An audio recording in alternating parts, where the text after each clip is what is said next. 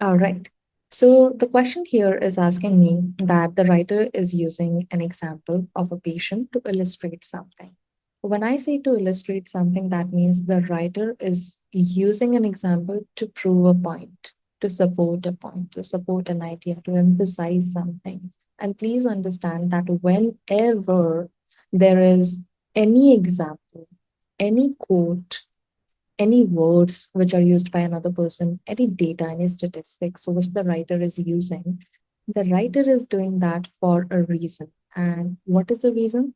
Because the writer wants to support his own argument or disprove, discredit somebody else's point of view or argument, right?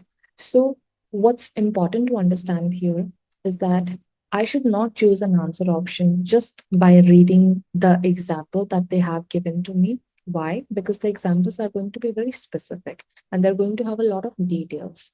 So it's very easy for me to give you an answer option which would contain the details of those answer options, and the student would automatically think the question was about the example. I have an answer option about the example, so it must be the right answer. Please understand that Part C questions are about understanding the overall idea, the perspective of someone, their argument, their support for something. So, when it comes to those questions, you want to understand the purpose of using something. And that is why they're asking that why is the writer using this to illustrate one of these things. So you want to understand the idea, the argument that the writer wants to support here. And if you understand that, then you will be able to answer the question correctly. How do we understand? If not from the example itself, then how do we? Whenever you get a quote or an example, what I want you to do is two things. Number one, read what is given before that particular example. Please read that. Then read what is given after that example or quote. Because right before that example or right after that example, it could be either of the two or in both these areas, you are going to see something, so much of an idea or a concept that the writer is trying to prove. Okay. Sometimes what will happen is that you are going to see that the main idea of the paragraph is being communicated with the help of that example also. So for that reason, because it is not a very lengthy paragraph, what I would prefer to do here is I would prefer to read this area, ask myself why this is being discussed, then read this area, which is definitely going to be directly related to the quote or example itself, and then choose an answer option based on. So let's start. So we start with the statistics. The statistics are telling me that a lot of people, at least this many people, are deaf or hard of hearing. That means they are having a difficult time hearing or understanding, or have this condition, which is also very common in people who have hard of hearing. The prevalence basically means how widespread the disease or condition is, or a notion or idea is. So the widespread hearing loss increases with age, according to this much. And by this year, which is in the future, this number is also expected to increase. So far, they have proved to me only one thing, that listen, there are a lot of people who have hearing issues, completely, partially, hard of hearing, or completely deaf, right?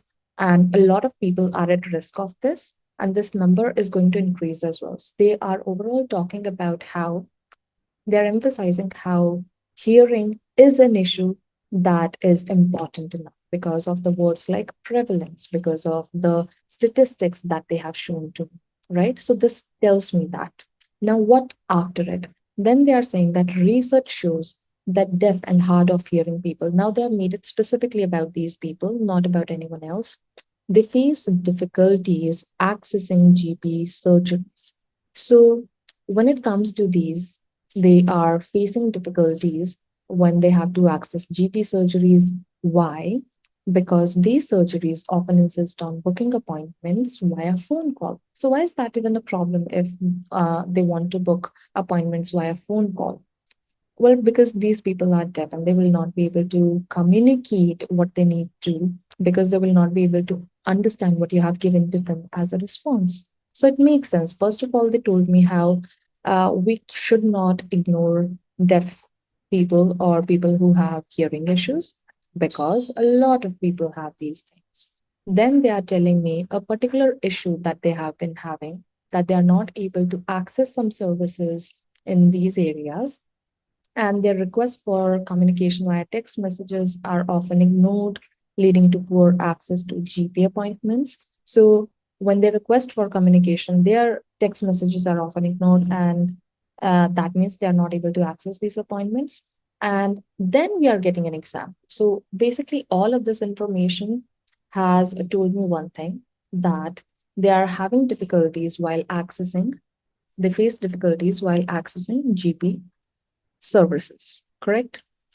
That is one thing. And the requests for these are often ignored. That means they are, again, once again, they're repeating this thing. When you repeat one thing again and again, that automatically becomes the main idea, because of why else would you keep repeating it if it was not important, if it was not mean? So that's what I'm doing here. Then one patient shared their experience that you cannot make an appointment at reception. Therefore, the difficulty in making appointments, accessing GP services, you have to book it by phone, which I have to ask my husband to do for me because I am deaf. So once again, they are showing us how these people are having this issue. The system discriminates against me. Now, these are the words of this person, correct? And then the reliance on the family members for booking appointments, because they have to do that because they're deaf, right? Compromises the privacy of deaf and hard of hearing patients. So I'm getting two problems here. So one problem that I got was they're having difficulties accessing GP services, poor access. That's the same thing. The other problem that I'm getting is that when this happens, as a result, what happens as a result? They have issues with privacy.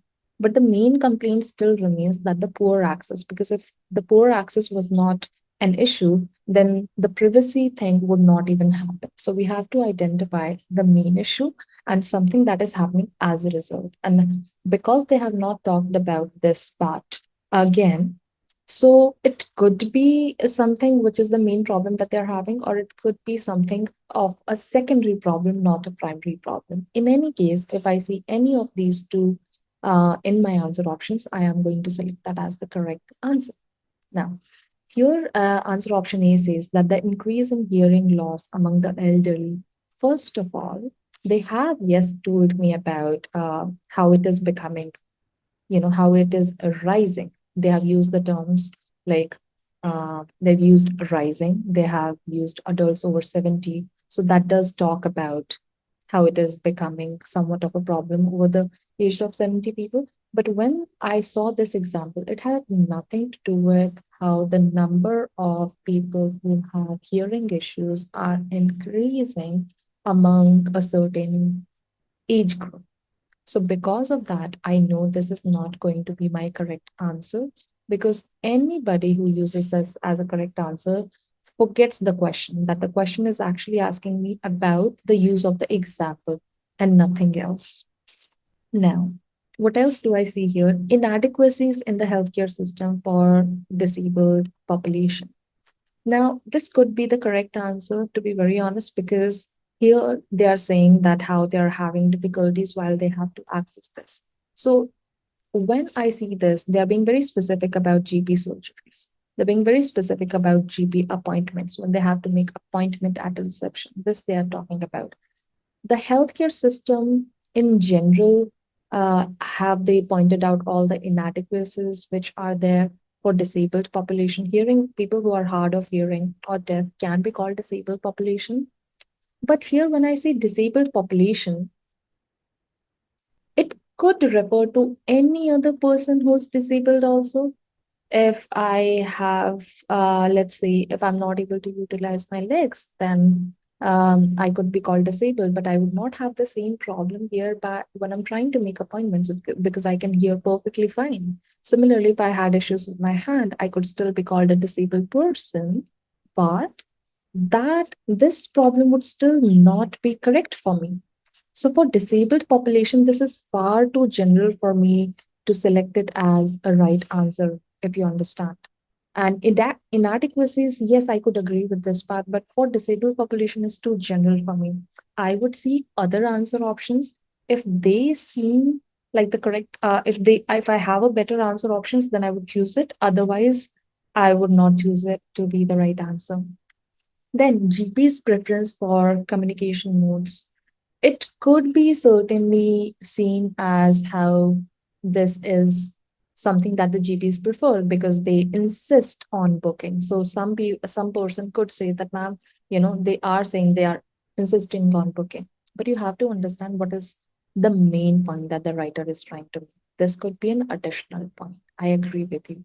But the main point that the writer is trying to make is that I have to rely on someone else, which is leading to privacy issues with me, correct? And another thing is that they're having difficulties accessing this, which is why this entire problem is arising. It's not trying to highlight that GPs are having this issue, but rather it is trying to tell you that how this is not the primary issue, basically. This could be a secondary issue, but this is not the primary issue. And because of that, I'm not going to select it as the right answer.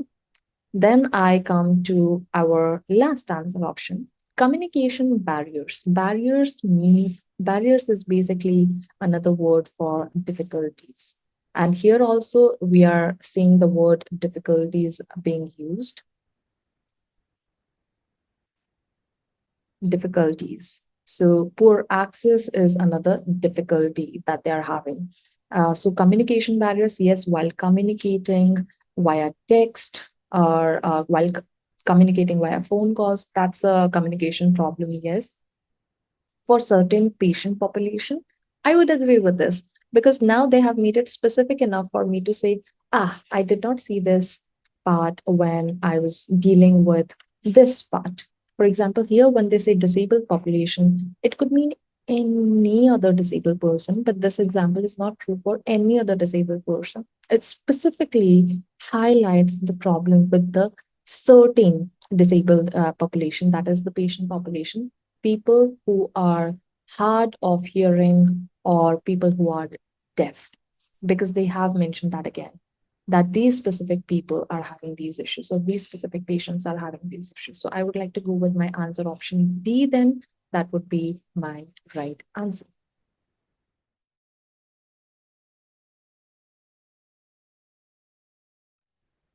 When we talk about vocabulary, understand that there are a couple of things that are really, really relevant here. First of all, when you face challenges, it means that you are confronting or you are dealing with difficult situations. Now, those difficult situations could be any kind of obstacles or any kind of problems as well. This is a term that was used there in our previous paragraph. When I say that somebody is hard of hearing, I mean that they are having difficulty in hearing. Similarly, I could use the term hard of and I could use it in different areas. Hard of understanding would mean that somebody is having difficulty understanding, or that is something very general about them, which is usually true, that he is hard of understanding. That means he generally has a difficulty while understanding things. Hard of seeing in other sense would mean that this person has difficulty while seeing things, so their vision is not great. So this can be used as a term in different areas. Similarly, when I talk about discriminate, first of all, discriminate is a verb. Discrimination is a noun that we are using here. Discriminate has two meanings basically. It can be neutral when it means that to differentiate. So it can mean that I'm differentiating or sorting out between different things, but it kind of has a negative connotation, a negative meaning when we are discussing about the kind of treatment or prejudice or bias or unfair treatment that people have. Treatment does not necessarily refer to a medical treatment, but how you're behaving with someone. If that is unfair and not similar to how you're behaving with other people, then I would say that you are discriminating against them. So that is where the word discrimination comes from, which is why in the previous sentence here, the patient said that the system discriminates against me. That means I have told them that this is my preferred mode of communication, but they are ignoring me and they are discriminating against me. That means they are using it as a negative term. They are not uh, giving me my rights, or they are not behaving with me in a manner that they should be. So that is where the problem arises from. Now, the other term that we have here is reliance. So reliance does not mean the Reliance Mart. No, reliance means that process or the act in which you depend someone, or you trust in someone, or you rely on somebody else for support, help, or guidance. So reliance is actually a noun that we are using. That means I have strong reliance on my parents. It would mean that I strongly rely on my parents. Rely is a verb. You will see these terms being used whenever we are discussing support within a topic on anybody or anyone. So, in the previous part here, you would see that I have to ask my husband to do something for me because I'm deaf. That means the other person, this patient, is relying on her husband for something. So, that is where this term comes from, reliance or relying on someone. So I hope the meaning is clear to you and you can use it wherever you require it.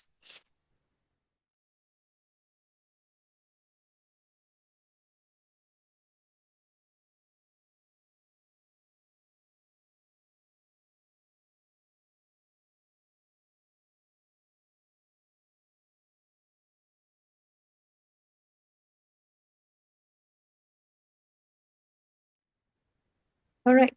So in this question, once again, we are using the patient's experience to either we are using it to highlight something or expose something or emphasize something, and we're going to use the same method to answer this question. When you look at the sentence right before the patient's experiences start, you see that similarly. So we are continuing the same kind of thought that we had in the last paragraph. Those who need face-to-face appointments to lip read, that means people who need to lip read in order to understand what the other person is saying, they may have to rely on someone else, a family member, to help them communicate with the healthcare professional. So the person is having to rely on somebody else, which should not be happening. If you were in my place, you would not want somebody else to go for an appointment and to be able to communicate with another person. They have to do that because, obviously they are not able to do something for these people. Now, another patient is saying that both GP and hospitals insist on phoning me. So that means they are making me do something that I do not want to do. They are insisting on phoning me, even though even though I have made it clear that I do not use a phone as I'm profoundly deaf. That means the person is severely deaf. In terms of intensity, I can use profoundly. And I have asked them to either email or text me instead. So they are insisting on doing something, even though this person has made it clear that this is something that she doesn't do and this is how she wants to be contacted, but still they're not doing it. She has it on her records as well. So this is not just a recommendation, this is something that she's saying, and it is ignored. So again and again she's saying they insist on doing something that I've asked them not to do, that I've told them properly that this is what should be done, but they're ignoring it. And when they phone, they end up speaking to my husband, not me. So I feel I have no privacy regarding my health problem. So one area is pretty clear that this person is having privacy issues, right? The other thing that I'm seeing here is that they are completely ignoring her own wishes regarding how she should be contacted. So that is another issue I'm seeing here. And other than that, she is not able to basically have this communication with the healthcare professional by herself. So this could again be an issue with the privacy also. Any of these two I see as an issue, and I'm going to mark it as the correct answer. So here, ineffective face-to-face communication with deaf people. So the communication with deaf people is not ineffective in itself. That's not ineffective. No, it would mean that they are communicating with the deaf people, and that communication is not fruitful. No. The communication could be fruitful, but the other person is having to rely on another person. So the communication is not even happening with the deaf person, the communication is happening with their relative. So the problem is not highlighting the ineffective face-to-face communication, but some student would definitely choose this as the right answer just because it is matching the word face-to-face. But this is not the right answer. Then challenges. So yes, definitely there are problems which have been mentioned. Problem number one, problem number two, problem number three. So lots of challenges faced by deaf patients. Great. So far, so good. I'm not having any issues due to reliance on relatives. Hmm. Now, this part is where I have a problem. The challenges they are facing, these deaf people, the challenges that they are facing are not because they are relying on their relatives. They have to rely on their relatives as a result of an existing challenge that exists in terms of communication with the healthcare system. So it's not that they are facing challenges. They're not facing any challenges because of their relatives. No. The relatives are coming to help them, but they are having to do that because the healthcare community or the healthcare professionals have not, or the hospitals have not provided them appropriate um, communication method or sources, which is why it's a problem. So it's not due to their reliance on their relatives. So this answer option is also going to be incorrect. Answer option C says inaccessible. So they are not able to access healthcare due to the system's communication preferences. Hmm. So when they say the systems, they are actually talking about GPs, hospitals, or healthcare professionals, the entire healthcare system. Their communication preference is to phone, even though you have told them, you have made it clear that you do not use a phone, that you're profoundly deaf, that you have asked them to either email or text you instead, still they are going with their own preferences. And as a result, you are not able to access healthcare, get the healthcare that you need. And as a result, you're relying on other people. So members to help them communicate. So I don't have any communication answer options. So here in communication preferences, I would go with this. But if I see a better answer option, I'll go with that also. Absence of interpreters for deaf people during medical appointments. To be very honest, I would like to choose this answer option. That because the healthcare system has not provided interpreters, that is why they're having to rely on other people. But please understand that the question is about patient's experience, and the experience is about not being there in the appointment, but rather the experience is about how the person is at home and the person is being phoned. And then she's having to, um, give the phone to her husband to understand what information they are providing her or they want to provide her. But please understand that here when I'm saying that absence of interpreters for during medical appointments, I've made it quite specific that the problem she's highlighting is that they're not having anybody during the medical appointments. Another thing is that this person has not said that interpreters is what we need. The example highlights how her wishes are not being respected, of being communicated in a certain way because of her permanent disability. But here, when I say interpreters, this only talks about during medical appointment. This does not cover this issue as well.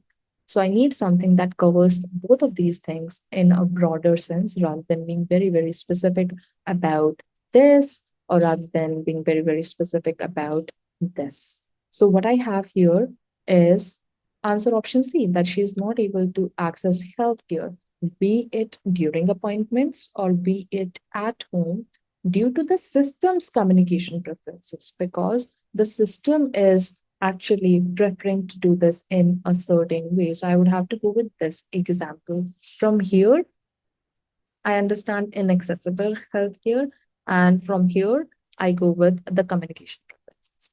Is this the best answer option? Do I love it? No, I don't love this answer option. I don't think that I would have chosen this answer option to be correct if I had another option to choose from, which was far better than this. But that's what you have to understand about multiple choice questions, answer options, that you're not there to choose an answer option which you love. No. Sometimes the answer options are not going to look like something that you imagined early on when you were reading the paragraph. But the point is that you have to choose the best answer option among the four choices which have been provided to you. You have to choose the answer option which is closest to the right answer. So sometimes that's going to look like answer option C. I would have preferred to see there a privacy challenge or something even more general than this, but I did not get to see that. But I can definitely mark something wrong in the other answer options because interpreters are not even discussed here in the paragraph. This is something that the student will think on his or her own. They would think that, ma'am, if they are saying something is lacking, that must be interpreters, right? But they have not discussed it. Find proof for your answer in the paragraph itself. Similarly, they're not saying that the face-to-face communication is the only issue because they're having issue here as well. And the communication is not ineffective itself, that it's just that they have to rely on other people. Challenges which are faced by this are not due to reliance on relatives. So I can find something wrong in the other answer options, which I can verify as well. That is why I will go with answer option C here.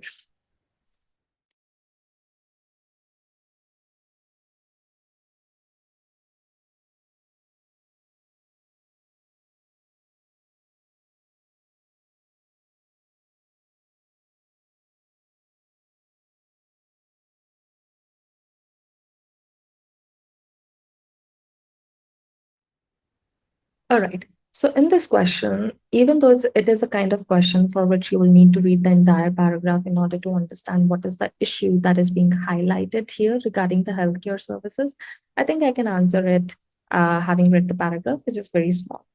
So here it can't be answer option B, which talks about shortage of BSL interpreters, because there are only two instances in which BSL interpreter is actually mentioned in the paragraph, and these are here and here.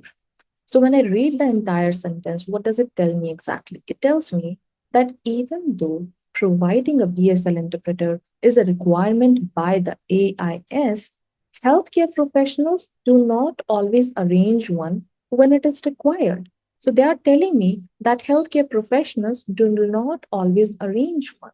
So they have not told me that they do not always arrange one because there is a shortage of them. They cannot arrange one because, oh, they really, really want to, but it is something that is out of their control because there is a shortage of these interpreters. No, the reason is not provided. It is told to me that they don't do it. So it is their choice that they are deciding not to do it. Why? Maybe they have a genuine reason. Maybe they don't have a genuine reason. In any case, they have not given me the reason. So I can't go with the reason that shortage of BSL interpreters is the main thing. When I read the other sentence, there was no BSL interpreter for her in the ambulance or the hospital radiology suite. Again, the reason is not mentioned here that it was not there because there was a shortage of BSL interpreters. So, what does it tell me? It tells me that my answer option B is definitely going to be wrong because shortage of BSL interpreters is never even mentioned as an issue. When I read the other sentence, which talks about issues with community transport, if I say issues with community transport, but then there's only one area which actually does talk about traveling or any kind of transport, and that is this sentence. But here in this sentence, we see that I travel with my deaf mute neighbor to the hospital using community transport. But was there any problem when you were traveling using the community transport? Did you have any issues?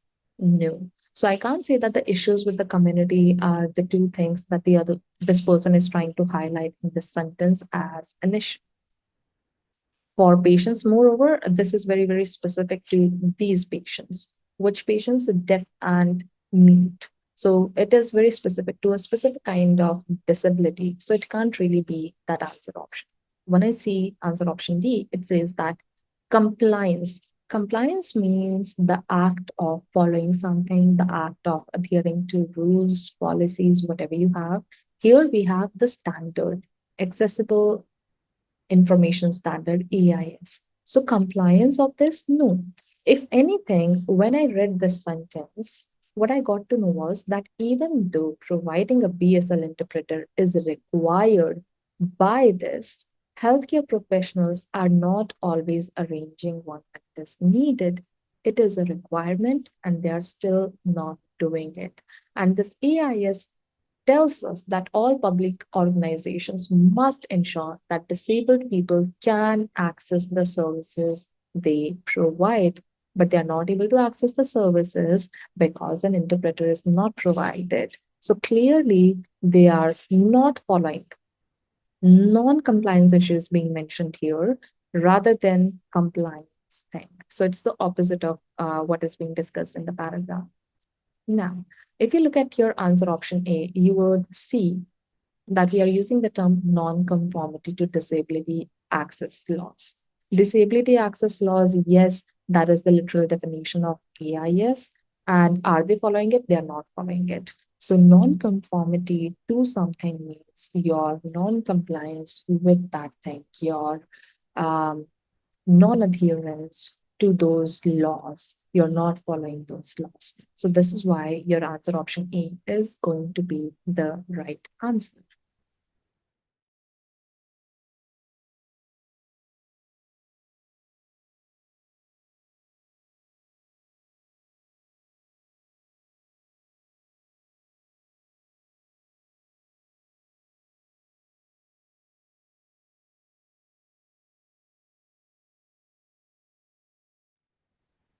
So here, in order to answer this question about the revision of the accessible information standard, remember the question is about the revision. It's not about the actual original standard that was here. So it's about the revision. In order to answer this question, I first should be aware of its purpose if I want to say anything about answer option A. So the very first sentence is telling me that it was designed to ensure something. So this line is telling me what was the purpose of this, to ensure that NHS and adult social care providers, they meet the accessibility requirements, the requirements which are there of people with disabilities. So it is not for general population, but rather it is for people with disabilities. So there I have a problem. Now, I know the purpose, but was it successfully achieved? No, I have a problem with the sentence successfully achieved because when I read this sentence here, the revised standard stated that the providers of NHS care must comply with the information standard. That means they must follow the information standard. Whereas the earlier one was saying that they should only have regard to an information standard. But did they successfully achieve it? Were they able to actually implicate it, implement it in any areas? The updated standard was meant to be published. It has not even been published, but its publication has been delayed. This has left concerns among certain people that they are not able to achieve, they are not able to make appointments or receive test results due to the healthcare system's reliance on phone calls. So what we are understanding here is this particular revision has not yet been done, has not yet been implemented. As a result, people are still facing issues. So has it successfully achieved its purpose? No, it has not successfully achieved its purpose. And this is why our answer option A is going to be wrong.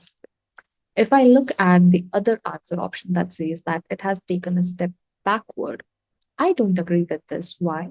Because when you're making comparison with the previous information standard, we see that this new one says that they must comply with the information standard, whereas the earlier standard only required to providers to have regard. To have regard is to basically consider something, but to not follow it completely. You can have regard for someone, you can respect their wishes, but you can, that's optional.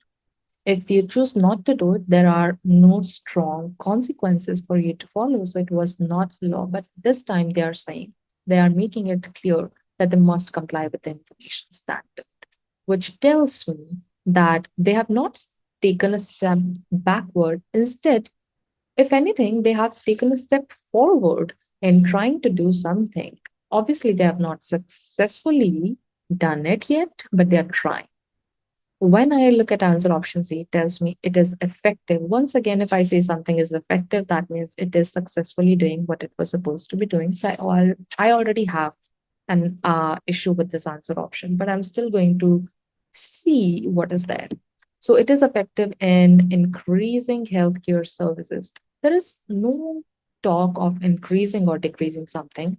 So I have another problem in increasing healthcare services for the general population, as discussed earlier. The standard refers to people with disabilities. People with disabilities, people with disabilities. It is not talking about any other people, any other general population, which is why there are so many reasons for saying that answer option C is incorrect. Now, because I have already eliminated answer option A, B, and C, so you know that answer option B has to be the right answer, but, but, let's justify it still. If you look at answer option D, it says that it is an improvement. So it's not something wrong. This is something that I agree with. Yes, it is an improvement in accessibility services for some patient groups. Some patient groups, people with disabilities, some patient groups, not all the general population, but some patient groups. Or I could also say specific patient group, specific patient population, specific patients. Yes, all of these would be correct and paraphrases of people with disabilities, some patient groups. So answer option D is the right answer.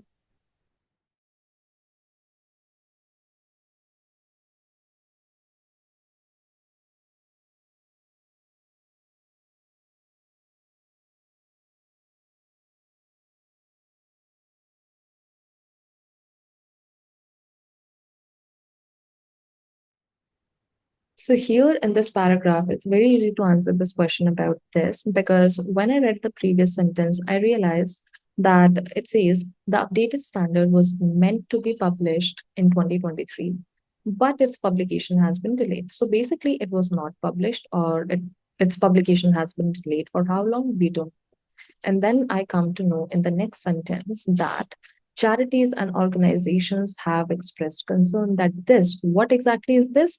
This thing that was supposed to be published but didn't publish, this action has resulted in deaf patients being unable to make appointments or receive test results due to the healthcare system's reliance on phone calls. If this had been published, then they would not rely on phone calls. And if it has not been published, then it has also not been implemented, which is why this answer option is wrong. And answer option B says the recommendation to revise the AIS. Well, the recommendation was done back in here that in NHS in 2022, the NHS England accepted a recommendation. It has nothing to do with the sentence that we were actually talking about in the previous sentence. And this is how I know that this is not referring to that. Similarly, here, the delay in publishing the updated AIS. Well, the delay actually seems like the right answer for me because it is the delay in publishing the updated AIS which has led to these concerns. This was supposed to be published, but it has not been published. Therefore, we have this delay here. Similarly, if I look at your answer option D, it tells me that the stronger wording in the revised, well, the stronger wording is supposed to be helping the patients. And the stronger wording is something that is mentioned in much previous sentence, which I do not need to go back to because the sentence before it is actually doing the job for me. So I didn't really need to go back to that sentence. So that means this here is actually referring to the delay in publishing the updated IAS, which is why this is going to be the correct answer option.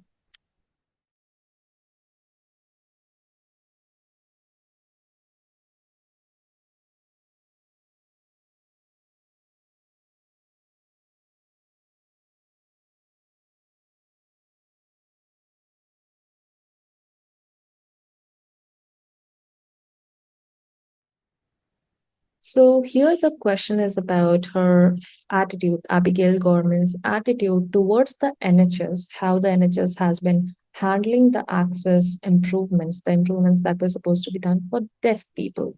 So the question is about the attitude. I would like to go with answer option D, C, B, and A. In that direction, I would like to start. So if I look at answer option D, it says that she is concerned about the current state of access improvements. While I agree that she is definitely concerned about the current state of access improvements, she is again and again saying that the progress is quite slow in improving access. She's using the terms that they are failing deaf people, they are putting lives at risk. So she's definitely worried about these people. They are saying that it is, one of the most common and sometimes the life-threatening barriers we face, putting life at risk, most common problem. That means it will go some way. We are getting a lot of these terms which are telling me that she's not happy. But all of the answer options are using words like frustrated, skeptical, critical. So all of the answer options are telling me or using terms which actually tell me that she is not happy with these situation with the situation that we have. So if all of the answer options are using that, then it becomes my job to pinpoint exactly which emotion, which attitude does she have. She is far more, the thing is far more severe than her just being concerned. So that is why I do not want to go with answer option C, that she's concerned. She's not just concerned. She's using far more adjectives here by using life threatening, putting lives at risk, slow progress, failing deaf people. So she's not just concerned, but she's also not frustrated. Frustrated would imply that she is way too much emotionally involved about this and that it is frustrating for her that something has not been done yet. Definitely, she's saying that it is not enough. You can see that it's not enough and they're not taking this seriously enough. But she has not used any adjectives for NHS, which would show that she's quite frustrated. And I'm able to say this only because I have answer option E. Answer options A is using critical, that she's critical of this. That means she's criticizing it, which they have told me here as well, that she has criticized the NHS for doing something, right? So I feel critical is more appropriate because she is accusing basically NHS, accusing NHS of not doing things better. Definitely, I agree with the rest of the sentence that the efforts which have been done by NHS, they are not sufficient, they are insufficient because you can see the term. These efforts will go some way towards improving this, but they are definitely not enough. They're not taking it seriously enough. So they are telling me that there are insufficient efforts, but I'm not happy with the term frustrated.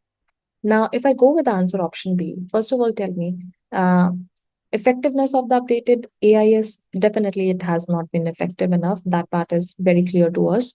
But in our answer option B, they are using the term skeptical. Now, let me tell you a little bit about the term skeptical and what is the difference between me saying that somebody is skeptical of someone or somebody is critical of someone. When I say that somebody is skeptical of someone, I am saying that that person is doubting the other person. That person is not sure about the other person. That person is questioning more strongly, questioning something the other person has done or is aiming to do. Now, when I use the term critical, I use this emotion far more seriously. Critical means I'm no longer questioning it, I'm no longer in doubt. Instead, I'm telling you, you did something wrong. You did something bad. You did not do a good job at it. I am criticizing what you have done. So that is why skeptical would mean that you are questioning someone. And here, that is why this is going to be wrong. So remember to identify words for the attitude of another person that tells you the emotion of the other person. If you are already aware of terms like skeptical, optimism, critical, concerned, frustrated, questioning, etc., etc. then you're going to have an easier time choosing the correct answer options. So she is more critical. This I would like to go with. She's more critical of the NHS slow progress. And I even have the term slow progress. She's criticizing it, the progress is slow. So I'm not just choosing it because I have the term slow progress there. No, because there are other sentences which are actually emphasizing on the slow progress, that the progress that they have done so far is so slow that it is putting lives at risk. So they are saying that it is a common problem, they are seriously not enough, and adequately resource the next steps. So basically life threatening, poor access to healthcare, improving, it will go somewhere. And she's using the term accusing also. So when you accuse someone, you are definitely saying you did something wrong, which is why critical, accuse, criticize, slow progress, I would go with this and use the situation as urgent. If somebody says that, ma'am, they have not actually used the term urgent, then how do we know that this should be the right answer if they've not used urgent? When they are saying that something is slow, when they're saying that due to the slowness of your actions, you are putting people's lives at risk, you're failing the other people, we are accusing them, and it is becoming a life threatening barrier. When you use these terms like life threatening, putting lives at risk again and again, that means you are showing how urgent the situation is actually. So the situation is very, very urgent because we are using very strong adjectives by using terms like life threatening, putting lives at risk. And then the slow progress, I would definitely go with this, that they are not taking basic patient access seriously enough because it is far too slow. They are not giving it much importance. So all of these answers combined tell me that answer option A should be the correct answer. Now, for anybody who had a hard time understanding the answers here or the paragraph here, it could be due to these terms, which some people may not be aware of when it comes to their meaning. So here, please understand, for example, this word, let's see. So the term accuse is used to say someone did something wrong. So I am telling you that somebody did something wrong, which is why I can say that I am criticizing you. I'm not being skeptical, but rather I'm criticizing you. I am being critical of you or your efforts, being critical of something or someone else. This sentence was being used here. We are accusing the NHS, we are accusing them for failing people. So, accuse of. This is something that we use, accuse someone of doing something. Barriers are the things that block or stop the progress. So barriers is a word that has been used here. She stated that for deaf people, poor access to healthcare.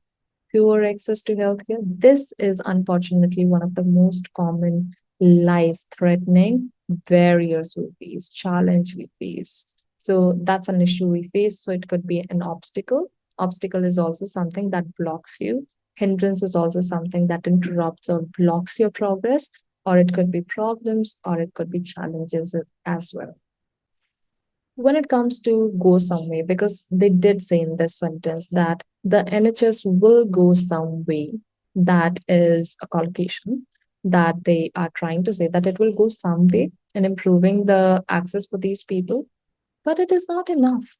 So that means, are they doing it enough? Definitely not. So it means to partially, that's the main meaning here, to partially help or achieve something. So they have not successfully achieved it. That's an improvement, but they are only partially helping you. Partially help someone. They will go some way. That is why the term some here is used. Partially, only some way, not all of the way. So go all the way means giving your best effort, go all the way. That is what it would mean. Go some way, doing it heartedly, doing it only partially. Call on someone.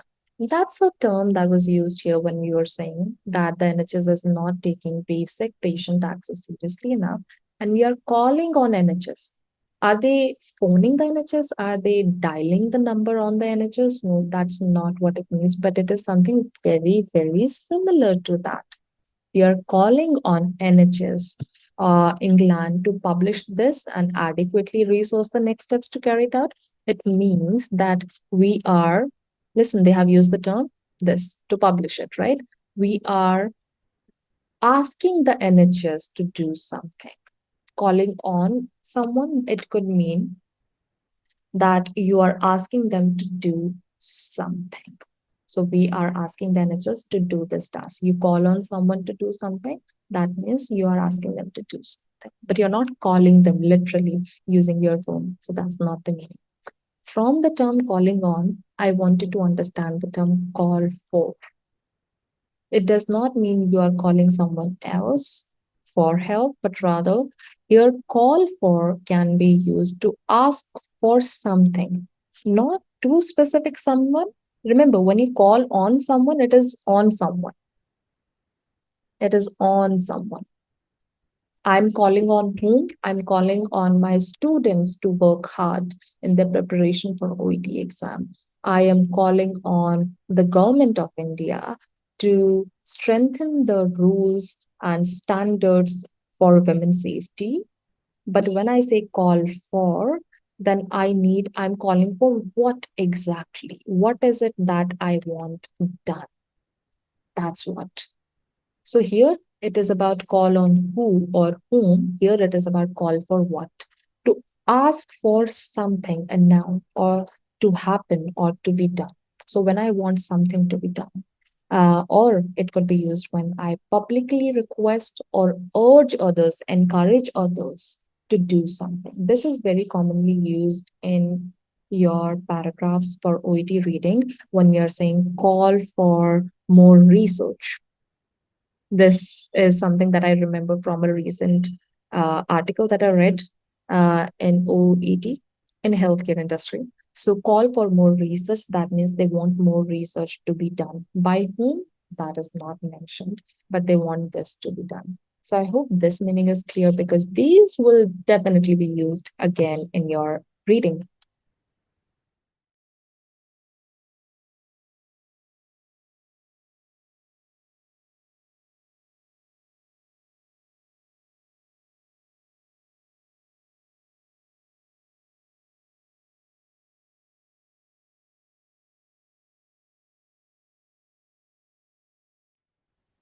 So here the question is asking me what particular problem is expressed in the paragraph. So what particular issue has been expressed?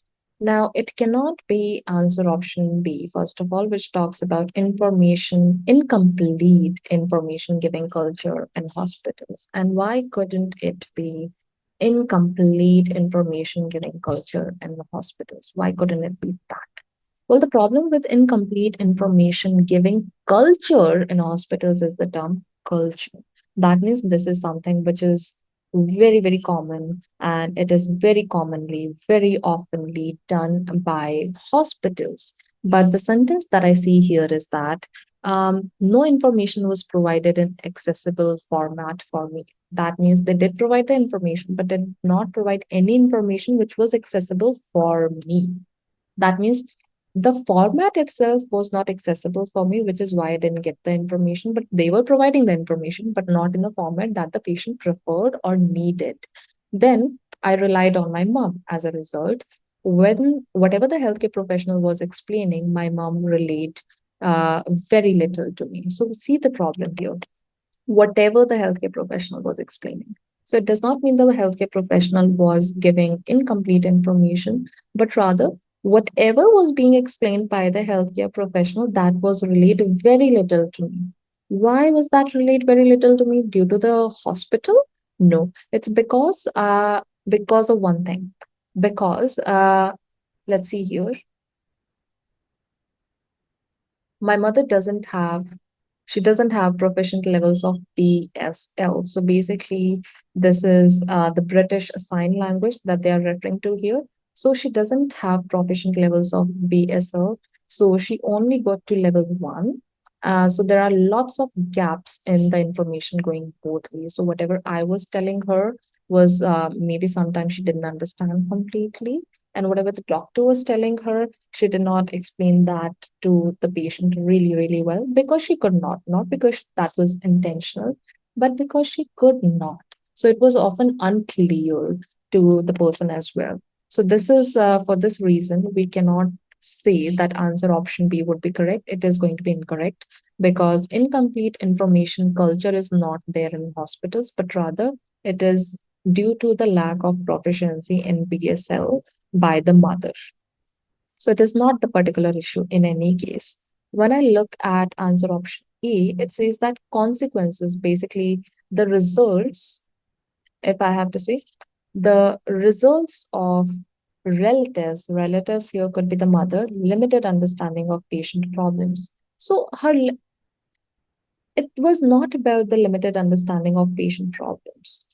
Well, she had limited understanding of BSL that I could see as a relevant answer option, but I would still not choose it to be the correct answer option because please see here that the person is talking about how this person has to depend on his mother in order to understand information.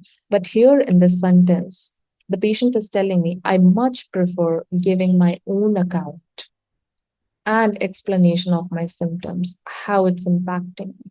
But it was communicated through my mom. So it is not that the mother did not understand the problems the son was going through, but rather it is that the information he wanted to give himself, he wanted to explain his own symptoms, how they are impacting him. So it is not because she had poor understanding of her son's symptoms, and that is not the main point that the person is trying to make here. So for this reason as well, we are not going to choose answer option E. Similarly, answer option D is also going to be incorrect because it says the need to learn sign language for clear communication. The only problem with this sentence is my question is what particular problem is highlighted in the entire paragraph. If I choose answer option D, then I am saying that the entire paragraph is trying to make a point that everybody should learn sign language. Doctors, patients, friends, everybody should learn sign language. But they're not at all emphasizing in the paragraph that the healthcare professional should know sign language. Instead, what they're trying to say here is that there was a lack of interpreters at the NHS appointments, which led to further problems. And what kind of problems it led to exactly? The problem was that he was not, because there was no accessible format for the patient to get the information in because that could only be given by an interpreter. So the patient had to rely on the mom. The mom actually was able to relay very little information because of her lack of BSL language. That's why. That's why. So the lack of resources, and what resources are we talking about here? The lack of interpreters to accommodate certain patient groups, patients who identify as profoundly deaf and use British Sign Language, those people in hospitals. So it identifies that issue. Some people would like to choose answer option D because it talks about communication, because we see the word communication here, we see the communication here, and the entire paragraph is talking about communication. But please understand that he again and again is talking about it was often unclear whether an interpreter would be provided to him or not. And on some occasion, when the interpreter arrived, they arrived halfway through his appointment. So they are not meeting my need for an interpreter. So he is again and again talking about this problem. At the beginning, also, he talked about how there was a lack of interpreters at his NHS appointment. That is the main point he's making, which is why even before starting the exact quote by him, he mentioned this as a problem. Overall, that was the primary problem that he had. So, whenever you have a quote by someone, please see the sentence before it and please see the sentence after it. You are going to find how or what point that the person is trying to make there. Here, the lack of resources to accommodate and the lack of resources refer to the lack of interpreters. And this is why this is going to be the correct answer, option C, not answer option D. And this is the answer. But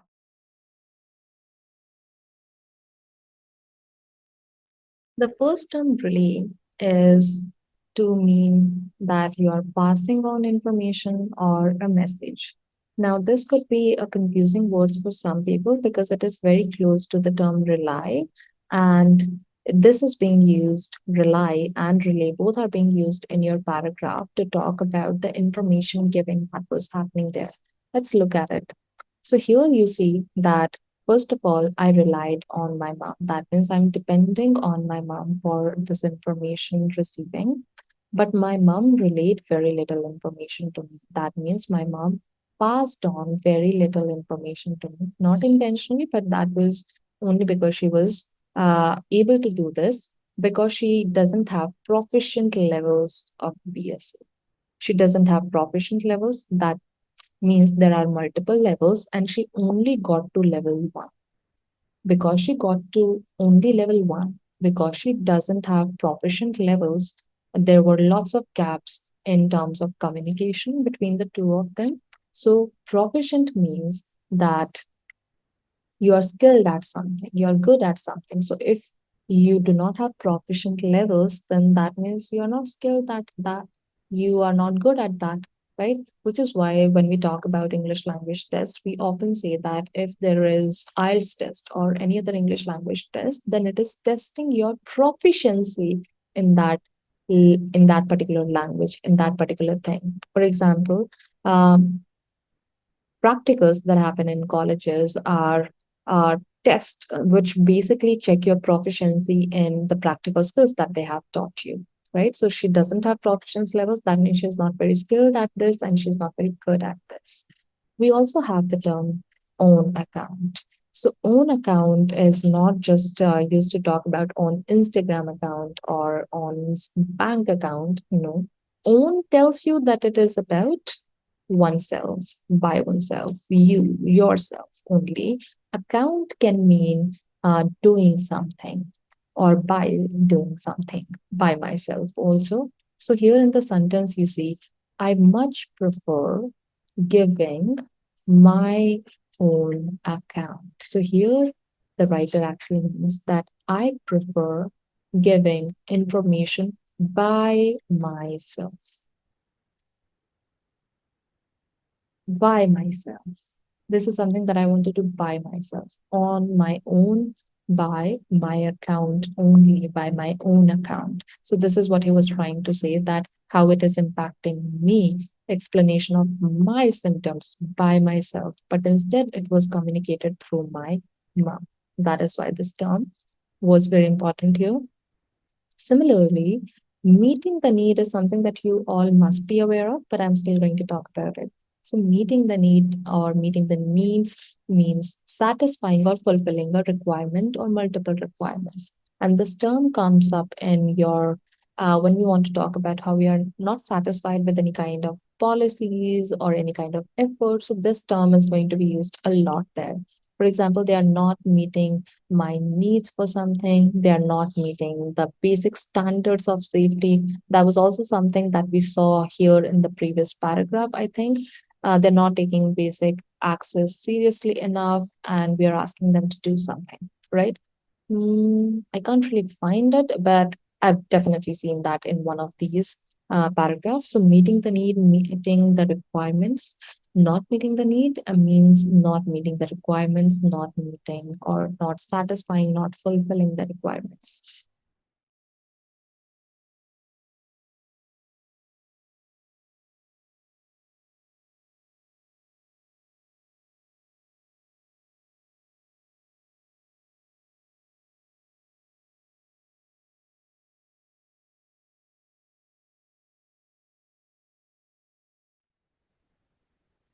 So now this question is asking me, why does this person use this particular phrase? Or basically, this phrase is being used for what reason? So the phrase is hidden national scandal. Because of the term, I would say hidden, some students are going to think that answer option C is going to be correct, that efforts have been made to hide this issue. But there is no sentence in the entire paragraph which tells me that we are actively doing some things to hide this issue. Just because the term hidden is used does not mean it is going to mean that we are making efforts to hide this issue. So the area where I actually have a problem in this sentence is we have actually not done any efforts. So this is why this is not going to be the right answer. Then what I have is controversial. Some students are going to think, ma'am, this answer option D is going to be the right answer because they are using the term scandal. Now, if they're using the term scandal just on that basis, if I had to choose an answer, I could have also chosen C answer option. But for the same reason as C was wrong, answer option D is also wrong. Because the point that they're trying to make is not that the problem has become controversial, it is already understood that the problem is controversial. That is not the main meaning because they are also using terms like hidden. They are also using terms like national, not just scandal. So I need to capture the entire meaning. And because I have the two more answer options, which are doing a much better job at capturing the entire meaning of that phrase, I'm going to consider those to be my answers. Now, if I look at answer option A, it says that the issue is well known, but it is not adequately addressed. It is clear that the issue is not adequately addressed because they are using the term it is distressing that what on a daily basis people miss life-changing diagnosis, miss treatment information, and they are forced to forfeit their rights to privacy surrounding their health, and they face negative attitudes and behaviors from health staff. This will only happen if the issue is not properly addressed. If it was addressed, then these things would not be happening, correct? So I am happy with adequately addressed part, but I'm not happy with is well known. Why? Because they're using the term hidden. If it was well-known issue, then we would not be using hidden here. So because of this, my answer option A is going to be incorrect, C will be incorrect, and D will be incorrect. But what answer option B has is something very clever. It says that the problem is widespread. So there should be an is, that's a typo mistake. So there is, the problem is widespread. Yes, the reason why we are calling it national is because it is so prevalent. It's because it is so widespread that it has become a national problem. It is not just limited to a specific area or a specific region or part of the country, but rather it is widespread, it is national, but not sufficiently acknowledged.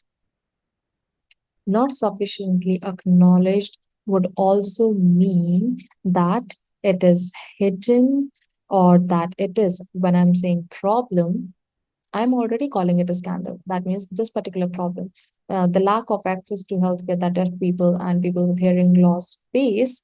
Remember what we talked about? We face issues, we face challenges. And that is exactly why, for me to use the term problem is just good enough for me to say that it is a scandal, that the problem is very widespread, but it is not sufficiently addressed. If I did not have well-known issue in my answer option A, then I would have definitely chosen answer option A to be the right answer. But my answer option B is going to be the correct answer here because people on a daily basis are facing this issue. So it is a widespread problem and it is not sufficiently acknowledged or addressed because they're still facing this issue.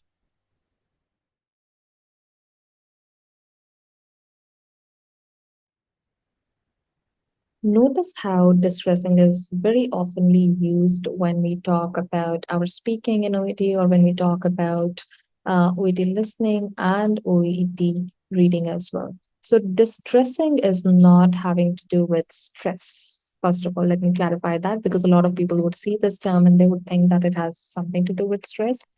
In that direction, but not really. Distressing means that you're causing pain or sorrow, or that something is very, very upsetting for you. So, what is distressing? It is very, very distressing that.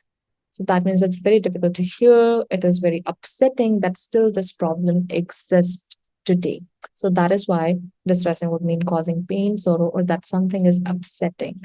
Another term is forfeit. So to lose or losing is something different, giving up is something different. To give up something as a penalty. So that means here you are forced to forfeit. You do not want to do it intentionally, willingly, you don't want to do it, but you are forced to forfeit. That means you're forced to give up your rights to privacy. You're forced to give up your rights to privacy because you do not have, you know, appropriate access to healthcare due to the inadequacies which are there in your healthcare system. That is the problems that already exist in the healthcare system. So you're forced to give up your rights to privacy as a result, as a penalty. That means as a result of something that the other person or other system has done. So as a result, as a negative thing, you are having to do this, not because you want to do this.